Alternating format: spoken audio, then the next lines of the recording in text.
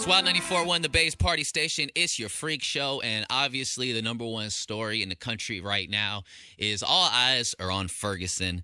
The grand jury decided not to indict Officer Darren Wilson in the death of Michael Brown, and we actually have legal analyst and prosecutor Felix Vega on the line. If anybody has any questions right now, is a perfect time to text us. Any questions that you have, because we're going to have an expert on the line with us in moments. 38909, we're answering questions. But first, we want to go ahead and play CNN's recount of exactly what happened that day in August. They did like a virtual simulation, and we have the audio. So right after we play this audio, it's about a minute long, we're going to get on the phone with Felix Vega, prosecutor and legal analyst. 38909 if you have any questions that you'd like him to answer. Prosecutors released all evidence presented to the grand jury, 24 volumes of transcripts reviewed by the 12 grand jurors, 7 men, 5 women, 9 white, 3 black. Also, for the first time, we see photos of Officer Wilson taken immediately after he fatally shot the unarmed black teen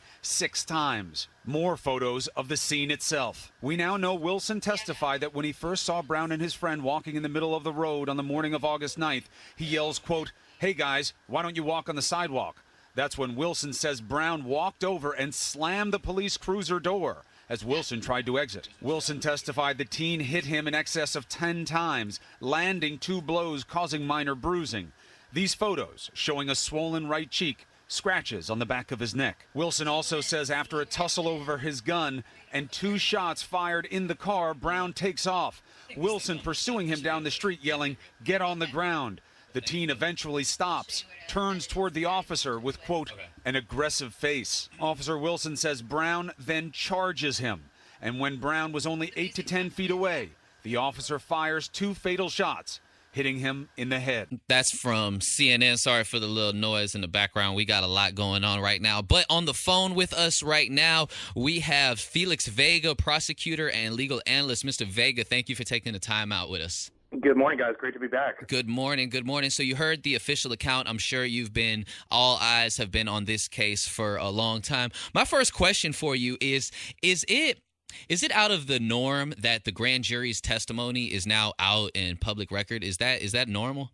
No, it is not. And under Missouri law and also Florida law, there is no requirement that the grand jury transcripts, the proceedings, any of this would ever be released. In fact, in federal court, they have the same rules. It's very rare that a grand jury transcript is unsealed.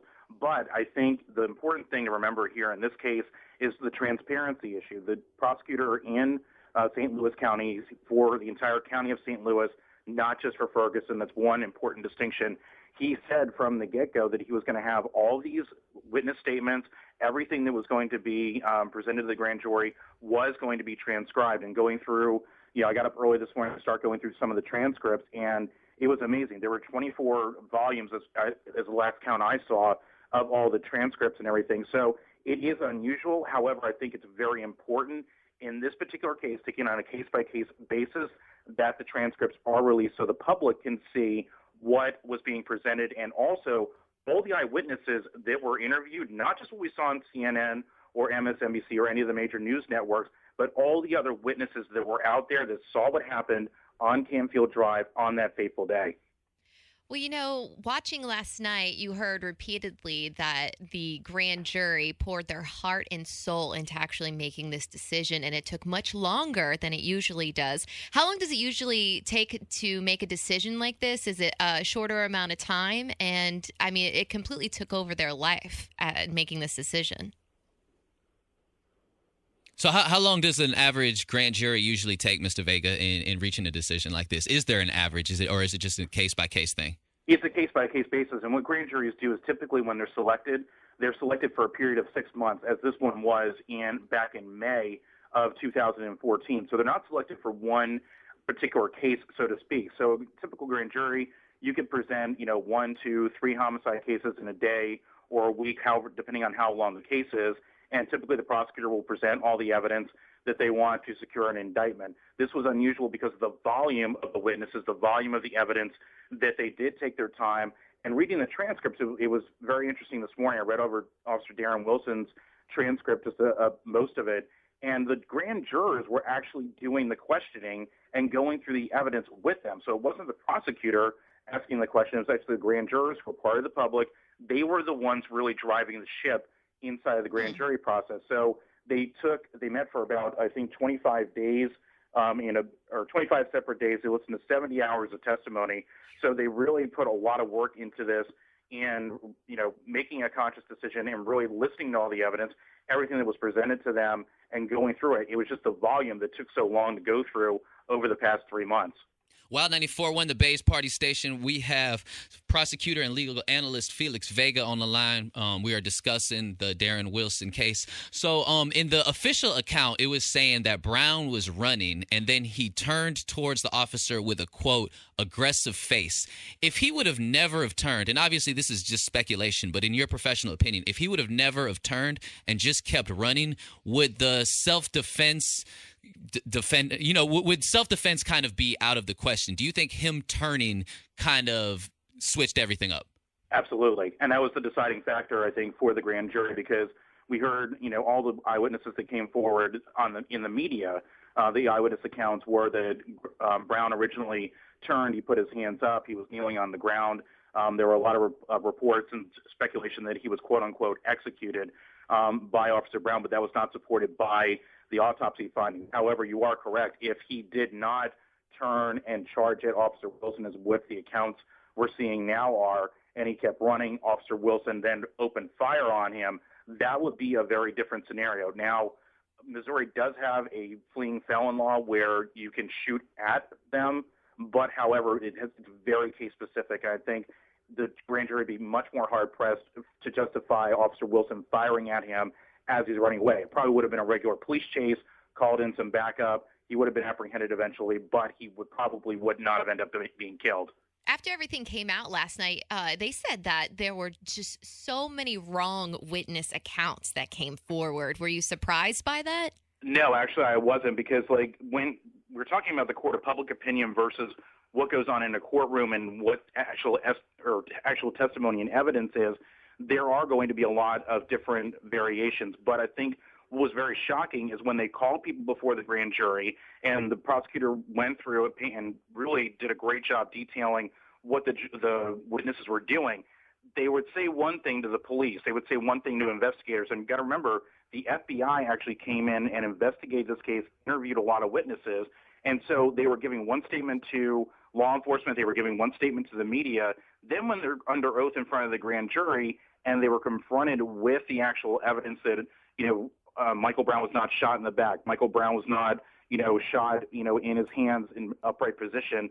When they were confronted with hard evidence, they recanted and Right. They changed their stories. Well, that's what was kind of shocking to me, because everything on social media, when it comes to Facebook and them being the media, television especially, trying to get any witness accounts, a lot of people were saying that he was shot in the back initially. And then watching last night and finding out pretty much a blow-by-blow of exactly what happened, I was shocked sitting there watching everything. I think it took 45 minutes for them to go through everything that the witnesses saw and the grand jury making their decision. I was kind of shocked at the fact that a lot of that stuff never even happened. Well, and that was shocking to me, but not so much last night. But when the family, you got to remember, they commissioned an independent autopsy back in August, the night after, or the day after the shooting occurred. And that was Dr. Michael Baden. He's a world-renowned forensic pathologist. He did the Michael Jackson autopsy, some years back. When they released that autopsy report on August 17th, before the grand jury even met, that evidence was already out there in the media, that he was not shot in the back, that he was not shot in a hands-up sort of position. And when I looked at the autopsy report and I reported on it on another station, I noted that the angle of the bullets, the angle of the trajectory was possibly consistent. So the autopsy was telling two sides of the story from the beginning, and that was released by Michael Brown's family. And so it's interesting, as a journalist and also as a prosecutor, I like to tell both sides of the story and let the public decide. And the media has kind of gotten away with it and, really pushed the narrative one way in the public opinion when, in fact, behind closed doors and even in their own neighborhood, Witnesses were saying that's not what happened, but never came forward in front of the media. Speaking of the witnesses, obviously they don't face perjury because they were never under oath, but do they face any charges filing false police reports or anything like that? Will there be any backlash on the witnesses who's... No, I think there is so much pain and there's so much dissension in Ferguson, and they have a lot of healing to do in that community that it's just not worth it for prosecutors to even pursue it. It does, set a different tone and a narrative that's important, for as prosecutors and lawyers, that witnesses need to be careful about what they say, who they talk to, and really when I think the prosecutor described it as people were simply going into the grand jury and repeating and admitting that they were only repeating stuff that they heard out on the street.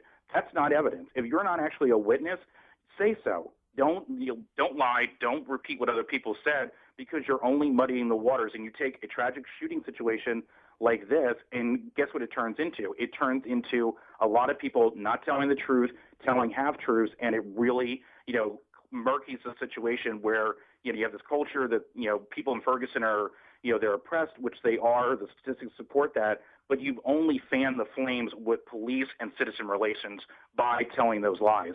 We have Felix Vega, prosecutor and legal analyst, on the phone with us right now. 38909, that's our text number. We just got this question via text. Mr. Vega, is it normal for prosecutors not to ask questions, or is this only in grand jury cases? In grand jury cases, what happens is the prosecutor does typically ask questions, and there are probably a lot of other, I haven't gone through all the transcripts yet, but there probably are issues where, for example, when an autopsy is presented, the prosecutor will start off asking questions, and then the grand jurors can jump in. So it's not like a typical jury situation where the jurors sit in the box, you put witnesses on the stand, prosecutor gets up, defense attorney gets up, and then that's the end of the testimony. In the grand jury proceeding, it's very open, and it's very loose. The rules of evidence are very different. And so they're the ones really asking the questions, because they're the ones that have to make the decision. And they're free to subpoena people. They are free to, tell the prosecutor, we want to hear from this person again. Also, I was reading one of the transcripts where they actually were telling people, hey, if we have other questions, do you mind coming back before the grand jury? So they were really driving the ship, as I said earlier. Ferguson ended up in complete chaos last night. I mean, there was fire overnight after the grand jury decided not to indict police officer Darren Wilson. Crowds were pouring into the streets after the decision was made. People were shattering windows. I mean, I could not turn off the television. I kept going from this network to that network, just going around to watching the coverage in the street and seeing all the vandalized cars and cops using tear gas and pepper spray and trying to break up the crowds. It was a mad mess last night. Were you surprised in seeing that, or did you think it was going to be a little bit calmer? Honestly, I was saddened by seeing that, because you know what? You have Michael Brown's family, calling for calm. You had his dad out giving out turkeys the day before. And, it really was kind of like one of these situations where, as a prosecutor, you think, why do people react like this? Let the legal system, work itself out. I know people were not pleased with the result, but, when you look at the evidence, if you take the time to read the evidence, it is what it is. But I think, looting and burning down, they even broke into the liquor store, the very same liquor store that Michael Brown was accused of committing that robbery in. What purpose does that serve? And I think it was very shocking to see the level of it, and more so when they started burning down multiple locations all at the same time. It was very disappointing to see, and I hope, this morning, moving through today, that they will not do that again, overnight. I know there's a lot of police relations that need to be mended, a lot of citizen relations need to be mended, but burning down your own town is not the answer to this. Absolutely. That's a great point. We got another question off the text. It says, when an officer feels threatened, when is it okay to shoot, ending in a fatality? Not to use pepper spray, not using a taser, or shoot to wound the suspect, but actually a fatality. When is that okay? Excellent question. What officers are trained to do is use any other means that they can besides lethal force. So in this case, again, going back to Officer Wilson's transcript, which you can read online, he actually thought, he went through the process of should I grab for, now mind you, Michael Brown was grabbing at his gun at the same time, but he was thinking, can I use my baton? Can I use pepper spray? What should I do? He didn't have a taser on him. So all those, things that we break down talking about over, like we're doing right now, all those decisions are being made in split-second time. So, but officers are trained to do that. So lethal force is always a last resort. As they're trained, you can see, obviously, police officers do get in trouble and are prosecuted if they use lethal force improperly. So This was a decision where, the struggle in the car was really dramatic, where he thought he was going to get shot in the car fighting with Michael Brown over the gun. So when he got out of the car, told him to, stop, he warned him he was going to shoot, when they were in the struggle in the car. But when he gets out and he tells him to stop and he turns around and he's 8 to 10 feet away from him, you can see where, that his police training would kick in. If that's his last resort, that's his last resort. Being that there was no question that the officer was the one that fatally wounded him, what do you think the grand jury's biggest burden was? Was it to determine if the force was excessive? Was it to determine if the officer was really in fear for his life? What do you think the hardest issue for them to agree upon was? I think the hardest thing for them was separating out fact from fiction, plain and simple, because you had 3 autopsy reports. All 3 autopsy reports were consistent. I've reviewed 2 of them, the one from the private autopsy and the one from the St. Louis County medical examiner. Those were consistent with what Officer Wilson was saying.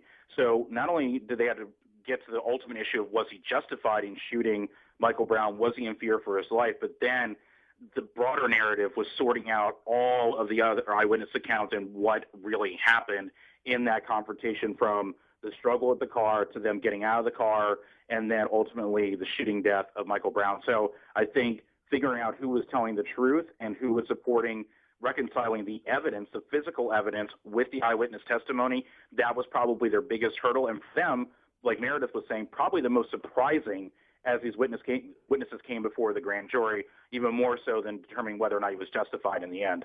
The prosecutor said that the jurors were the only people who have heard every witness. And we're talking about 60 different witnesses and trying to determine who's lying, who is actually telling the truth. The jury of 9 white and 3 black members met on 25 separate days and heard more than 70 hours of testimony, like you said, Felix. So are we ever going to find out who these people are? Are they going to be protected for a while? Because I mean, I already heard that there's a bounty out for the police officer right now. Do we have a duty to protect these people, or Yes. Can they come out with a book? I mean, what is that like? Because you hear that they come out with books and stuff later on. Right, and they're right now, as it stands, this grand jury, their term is over with. They were sworn in, like I said, back in May of this year. And 2 things real quick. One, the makeup of the jury. A lot of people were saying, why was a mostly white grand jury selected to address this case? This case, the grand jury was selected from the pool of jurors in St. Louis County, which is 68% white, not unlike Ferguson, which is 67% African American. So the pool of jurors in the grand jury itself was, technically representative of St. Louis County, which is where Ferguson is. Now, to your other point, whether or not the grand jurors, they meet in secret, their identities are supposed to remain secret. However, and this kind of surprised me in looking at the transcripts this morning, their last names are mentioned in the transcripts that I've seen already. So the veil of secrecy may have been already broken as to some of these grand jurors, but ultimately they should be protected by law, which is normally the case. But in this case, since all this information had to be released, I'm guessing they were warned this was going to happen. So now it's going to be interesting to see if any of them come forward and elaborate further. You have all these transcripts out here. I really don't see the need for them to elaborate anymore, because you can read what they were thinking. But again, someone wants to make a buck, write a book, that's their business. Thank you very much, Mr. Vega. I have 2 more questions if we could get to them real quick, because we're running really late. My first question is the fact that they left him there on the street, not even covered by a sheet, deceased. Why? Like what part of protocol is that? There was, again, going back to separating out fact from fiction, when I read the official autopsy report, the medical examiner was there within an hour on scene and reporting, starting their investigation. A lot of times, and I've gone out to the scenes before too, and my colleagues have too, and the body is not always covered up. There are things that they have to do to either examine the body, preserve evidence, photograph evidence in the state that they're in, if there's any trace evidence on the body, like gunshot residue or things of that nature. It shouldn't have gone on for as long as it did, and I think there was, again, some slurring, if you will, of how long the body was actually out there uncovered as opposed to what was in the official report. So there's a lot of different considerations where crime scene investigators are trained to do certain things, medical examiners are trained to do certain things. So it's really part of the investigation that dictates what state the body is going to be in. So more information permeating through this whole case. And lastly, with the National Guard already on the scene, we see looting in the town going up and fire. Yeah, riots and everything like that. What do you see as the end game? Do you see martial law being called for a little bit of time? Do you see the National Guard and whatever military assets they call in being able to put a handle on the situation? I know this is just speculation in your opinion, but in your professional opinion, what do you see as the end game? I mean, I would hope that, obviously I think there's probably going to be curfews again like we saw in August. And like Meredith, I was glued to my TV and Twitter and social media back in August following all this when the riots were occurring. I'm hoping that, if these are the bad apples that came out and burned down the town, that they go away quickly, if they can be arrested, and they should be, because I don't think these are the people of Ferguson. From everyone that's been talked to, they don't deserve this. And the message should be, stop it. And let the people of Ferguson heal. Let them move on with their lives. They built businesses for years. This is their livelihood in this town. They're invested in this town. And it's really an insult to the citizens that, rioters and looters and people think that this is the right solution and reacting to something that happened in the legal system. It's unacceptable. I hope it ends today or very soon. Felix Vega, prosecutor and legal analyst, we really appreciate your time and clearing up a lot of the misconceptions and misinformation that have been out there. Mr. Vega, thank you very much. Thank you. Thanks, guys. Always a pleasure. All right. Thank you. It. And in closing, our love goes out to the families of Mr. Brown, and prayers to Ferguson, man, that they can heal, that they can find a better way, a better outlet than burning their city and flipping cars. Yeah, and hopefully we don't see any more of that coming up.